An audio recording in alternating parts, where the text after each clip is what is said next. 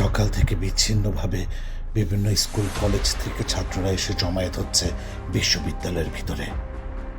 শহরে 144 ধারা জারি হয়েছে। রাস্তার মোড়ে মোড়ে পুলিশ, দল বেঁধে কেউ আসতে পারছে না, তাই তবু এলো। বেলা 11টায় আম গাছতলায় সভা বসলো ওদের।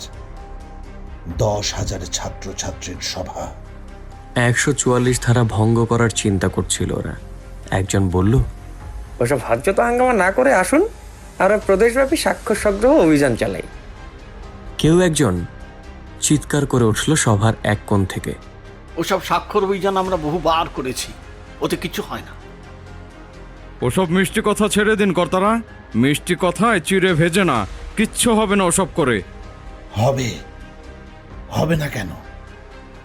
আমরা স্বাক্ষর সংগ্রহ করে তারপর মন্ত্রীদের কাছে ডেপুটেশনে পাঠাবো।